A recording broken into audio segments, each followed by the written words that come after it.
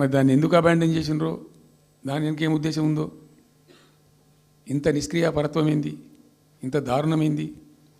2 net సంవత్సరాలు గడిచిపోయినాయి. ఇప్పుడు మేము గమనిస్తున్నాం. మధ్యలో ఏమైంది, కేంద్ర ప్రభుత్వంతో తమాషా. బీజేపీ మొదటి నుంచి మాకు తెలంగాణకు శని అయింది. అది కేంద్ర ప్రభుత్వం ప్రతిదాన్ని వ్యతిరేకించడమే. ప్రతిదాన్ని చంద్రబాబు ఎన్డీఏలో చేరడం, ఆయన మాటలు పట్టుకొని వ్యతిరేకించడం, అడ్డంగా ఇష్టం వచ్చిన పద్ధతిలో. మేము బాగా కొట్టాను. మేము ఉన్న రోజులు అనేకమైనటువంటి పోరాటాలు చేసి దాన్ని ఎప్పటికప్పుడు సాధించుకున్నాం. అనుమతులు కానీ ఇంకోటి కానీ మొత్తం 9-10 అవసరం పడతాయి. అందులో 6 అనుమతులు ఆల్రెడీ వచ్చేసినాయి. మెయిన్ ఎన్విరాన్మెంట్ అసెస్మెంట్ కమిటీది అదే మెయిన్ అసలు ప్రాజెక్టుకు లైఫ్ లైన్. దాని మొత్తం అనుమతులు వచ్చేసినాయి. దాని తర్వాత మిగిలిన అనుమతులన్నీ లాంఛనమేగా ఇచ్చేయాల్సిందే. అది ఇచ్చిందంటే అటువంటి అతి ముఖ్యమైనటువంటి అనుమతి కూడా తెచ్చినాం. అన్నీ వచ్చిన తర్వాత కేంద్ర ప్రభుత్వం మొన్న చంద్రబాబు నాయుడు ఎంపీలు అవసరం ఉంది కదా అక్కడ వాళ్ళకు. ఇప్పుడు ఇద్దరు ఎంపీలు అవసరం కదా, నితీష్ కుమార్, చంద్రబాబు నాయుడు. దానికోసం బీజేపీ ఎంతకైనా దిగజారుతుంది. ఆడ ప్రభుత్వం నిలబెట్టుకోవాలి కాబట్టి ఎంతకైనా దిగజారి ఆయన మాట పట్టుకొని డిపిఆర్ను వాపసు పంపించారండి. మేము ఉన్న రోజులు రాలే డిపిఆర్ వాపసు. అనుమతులు తెచ్చిన ఉంటాం మేము. ఇంకా డిపిఆర్ వాపసు వస్తే భూమి ఆకాశం ఒకటి చేయాలా రాష్ట్ర ప్రభుత్వం. ఎంత లొల్లి చేయాలా, ఎంత హడావుడి చేయాలా. ఆల్ పార్టీ డెలిగేషన్ తీసుకుపోవాలి. అవసరం వస్తే మేము వడ్లు కొనకపోతే పోయి ఢిల్లీలో ధర్నా చేసినామండి. మేము అప్పుడు మా గవర్నమెంట్ ఉన్నప్పుడు రైతులు పండించిన పంట కొనకపోతే యావత్తు ఎమ్మెల్యేలు, క్యాబినెట్ అందరం పోయి ఢిల్లీలో ధర్నా చేసి కేంద్ర ప్రభుత్వం మెడలు వంచినాం. మేము 80 లక్షల టన్నులు మనకి తీసుకుంటామనేటువంటి ఒప్పందం మీద సంతకం చేయించుకొని వచ్చినాం. వడ్లు కొనిపించినాం ఎఫ్సిఐతోని. మామూలు వడ్లు కొనకపోతేనే మేము అంతా అడావుడి చేసిపోయినాము. కానీ ఒక ఇంత పెద్ద ప్రధానమైన 3 జిల్లాలకు సంబంధించిన ప్రాజెక్టు డిపిఆర్ వాపసు పంపిస్తే వీళ్ళు కుయ్యలేదు, కుట్టుకోలేదు, వాళ్ళకి చెప్పని కూడా చెప్పలే. తెలియదు ఎవరికి బయట. జస్ట్ దేవర్ ఇంకా బాధాకరమైన అంశం ఏంటంటే అసలు 170 టీఎంసీలకు దాదాపు మేము ఏమి చేస్తే బ్రిజేష్ ట్రిబ్యునల్ నడుస్తుంది కదా. దీనిలో ఎట్లుంటుందంటే ఇంకో విషయం అండి, నేను స్పష్టంగా చెప్తున్నాను, మళ్ళీ కన్ఫ్యూజన్ వద్దు. దేశంలో ఒక కొత్త రాష్ట్రం ఏర్పడితే దానికి కొన్ని సంక్రమణలు ఉంటాయి.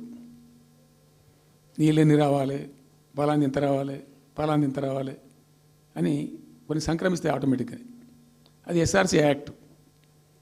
భారతదేశంలో ఇనీషియల్గా ఉన్నాయి 14 స్టేట్సే. ఇప్పుడు జమ్మూ కాశ్మీర్ అదేదో వాళ్ళు చేసినారు, కానీ అదర్వైజ్ 15 రాష్ట్రాల తర్వాత ఏర్పడ్డాయి. వాళ్ళు దాన్ని ఇప్పుడు యూనియన్ టెరిటరీ చేసింది కదా లద్దాఖ్ను. 15 అంటే ఒరిజినల్గా ఉన్నదానికంటే ఇంకో రాష్ట్రం ఎక్కువ కలిపి కొత్త రాష్ట్రాలు వచ్చినాయి. సో వాటికి పద్ధతి ఉంది. ఏ రాష్ట్రం ఏర్పడ్డప్పుడు దానికి ఏదేమి ఇవ్వాలి, హైకోర్టు ఎట్లా, పలాంది ఎట్లా అన్నీ దానికి ఒక చట్టం ఉంది. అవన్నిటిని బుల్డోజ్ చేస్తూ ఇక్కడ ఇయ్యలే. నీళ్ళు ఎన్ని రావాలా, ఫస్ట్ ఛాయిస్ వాళ్ళకి ఇస్తారంటే ఆ రాష్ట్రాలకు ఇస్తారు. ఏ రాష్ట్రాలు అయితే విడిపోయినాయో మీరు మ్యూచువల్ అండర్స్టాండింగ్లో చేసుకోండి అని ఇస్తారు. ఇక్కడ పొసిగే కార్యక్రమం కాదు. కాబట్టి మేము ఏం చేసినామంటే 1 ఇయర్ తర్వాత 1 ఇయర్ లోపు ఒకవేళ పరిష్కారం అయితే 2 రాష్ట్రాలు చేసుకోవాలా, లేదా సెంట్రల్ గవర్నమెంటే ఆర్బిట్రేషన్ ద్వారా చెయ్యాలా కూర్చొని. చేయనప్పుడు ఏం చేయాలంటే సుప్రీంకోర్టుకు పోవాలి. మేము 1 ఇయర్ తర్వాత కేంద్ర ప్రభుత్వానికి అప్పీల్ చేసినాం. సెక్షన్ 3 వేయండి, మాకు కృష్ణా జలాల పునఃపంపిణీ చేయండి. చేస్తే దాన్ని వాళ్ళు ఖాతరు చేయాలి. మేము సుప్రీంకోర్టుకు పోయినాం. సుప్రీంకోర్టు కోపానికి వచ్చింది కేంద్ర ప్రభుత్వం మీద కూడా. ఒక రాష్ట్రం అంటూ ఏర్పడ్డప్పుడు యాక్ట్ ప్రకారం, పార్లమెంట్ యాక్ట్ ప్రకారం వాళ్ళకి రావాల్సిన అన్నీ రావాలి కదా. మరి ఇది కూడా వాళ్ళకి ఏదో తేల్చండి, మీరు తెలుస్తారా లేదంటే అప్పుడు ఆ మంత్రి, ఆయన పేరు షెకావత్ ఉండే కదా, గజేంద్ర సింగ్ షెకావత్. నేను ఢిల్లీ పోయినప్పుడు నన్ను రిక్వెస్ట్ చేసిన ఆయన, బాయ్ సాబ్ మాకు కూడా ఇబ్బంది అవుతుంది, మీరు అది విత్డ్రా చేసుకోండి సుప్రీంకోర్టులో కేసు, మేము సెక్షన్ 3 చేస్తామండి. అప్పటికే 2-3 ఏళ్ళు గడిచిపోయింది, డిలే అవుతా ఉన్నది. నేను పోయినప్పుడు అలా అడుగుతున్నా, పర్సూ చేస్తున్నా, మాట్లాడుతున్నాం, ప్రైమ్ మినిస్టర్ లెటర్స్ ఇచ్చినాం, అన్నీ చేస్తున్నాం. ఫైనల్గా సుప్రీంకోర్టు చివాట్లు పెట్టిన తర్వాత వాళ్ళు ఉండి మీకు విత్డ్రా చేసుకుంటే దయచేసి మేము ఇట్లా సుప్రీంకోర్టు ఆర్డర్ వస్తుందని తెలిసిపోయింది వాళ్ళకు కూడా. ఆటోమేటిక్ ఇస్తుంది కదా కోర్టు ఆర్డర్, న్యాయప్రదంగా రావాల్సింది ఇస్తుంది. కాబట్టి ఎట్లా తప్పేటట్లేదు ఇక కోర్టు ఆర్డర్ ఎందుకని చెప్పి మీరు విడ్రా చేసుకోండి బాయ్ సాబ్, మేము ఇచ్చేస్తాం. మంచిగా విడ్రా చేసి మళ్ళీ లెటర్ పెట్టినాం. మీరు చెప్పిన ప్రకారం విడ్రా చేసుకున్నామండి అంటే లెటర్ పెట్టండి అంటే పెట్టినాం. అది ప్రాసెస్లో ఉంది సెక్షన్ 3 వేయడానికి. చివరికి వేసారు. ఇప్పుడు సెక్షన్ 3 వేసారు. దాని మీద బ్రిజేష్ ట్రిబ్యునల్ అపాయింట్మెంట్ కూడా అయిపోయింది. ఇప్పుడు వాదనలు జరుగుతున్నాయి. మాకేం రావాలి, మీకేం రావాలి, తెలంగాణ రాష్ట్రం, ఆంధ్ర రాష్ట్రం మాట్లాడుతూ ఉన్నారు. సో ద క్వశ్చన్ ఏంది, అక్కడ ఉంది, ఇప్పుడు తేలుతుంది. మా ఉద్దేశం ఏంది, 90 టీఎంసీలు అయితే మాకున్నాయి నికరం, మాకు ఎవరు ఇచ్చేది ఏం లేదు, ఎవరు అడుక్కునేది ఏం లేదు. అడిషనల్ ఇంకో 60-70 టీఎంసీ, ఇంకో 70-80 టీఎంసీ కావాలంటే ఎట్లా అంటే ఈ ట్రిబ్యునల్లో వచ్చేటువంటి అధిక వాటా ఏదైతే మనకు ఉంటుందో ఇందులో ఒక గుడ్ సైన్ అని ఈయన బ్రిజేష్ ట్రిబ్యునల్ ఏం చేసిండు, వచ్చిన తర్వాత ఆయన ఒకటి చేసిండు. అంతకుముందు చట్టం ఏముంటుండే, 75% డిపెండబిలిటీ మీదనే నదుల నీళ్ళు కేటాయింపు జరగాలి, 75% డిపెండబిలిటీ మీద. మన కృష్ణా జలాలు ఇచ్చినప్పుడు అట్లే ఇచ్చిండ్రు. ఈయన బ్రిజేష్ ట్రిబ్యునల్ వచ్చిన తర్వాత ఈయన ఏం చేసిండంటే 75% బోల్డ్ అండి, మంచి సర్ప్లస్ ఇయర్స్లో చాలా వర్షాలు పడుతున్నాయి, కావాల్సిన నీళ్ళు వస్తున్నాయి, అవి వేస్ట్ అవుతున్నాయి అనవసరంగా, అట్లెందుకు కేటాయింపులు చేసుకుందాం, 65% డిపెండబిలిటీ పెట్టుకుందాం అని చెప్పి పెట్టిండు. దాని ద్వారా ఏమైంది, మన కృష్ణా నదిలో ఒరిజినల్గా వచ్చిన అలాట్మెంట్ 811 టీఎంసీ, 811 టీఎంసీలే బచావ్ ట్రిబ్యునల్ ప్రకారం.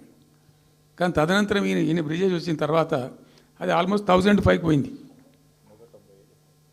ఇంకో 195 టీఎంసీ పెరిగింది. ఆ 10% యాడ్ చేసే వరకు పెరిగితే అలా మనకు కూడా ఆటోమేటిక్ వాటా వస్తుంది.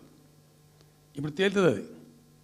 సో మేము ఆశపడ్డది ఏంటంటే ఒరిజినల్గా పెట్టుకున్నటువంటి ఈ 90 టీఎంసీ అది బచావ్ ట్రిబ్యునల్ ఇచ్చిందే 45 టీఎంసీ. 45 టీఎంసీ మనం హైయర్ ఇరిగేషన్ లెక్కలు బాజాప్తా తీసి ఇచ్చినాం కాబట్టి అది యాక్సెప్ట్ చేసిన వాళ్ళు. ఈ 90 టీఎంసీ ప్లస్ ఇప్పుడు అడిషనల్గా వచ్చేది కలిస్తే మనకు దాదాపు 170-160 దాకా తీసుకొని పోవచ్చు. కంఫర్టబుల్గా ఉంటాం మనం, ఇక్కడ డ్రింకింగ్ వాటర్ కానీ ఇంకోటి కానీ బాధ లేకుండా ఉంటాం, ఆ జిల్లా సుభిక్షం అవుతుంది అని ఆల్రెడీ పాలమూరు జిల్లాలో తెచ్చుకున్నటువంటి 6.5 లక్షల ఎకరాల ఆయకట్టు ప్లస్ దీనిలో ఒక 7 లక్షలు వస్తుంది పాలమూరుకు, అంటే 13.5 lakhs పోతుంది. పాలమూరు జిల్లా కాడికి వస్తే నియోజకవర్గానికి 1,00,000 ఎకరాలు వారాలి.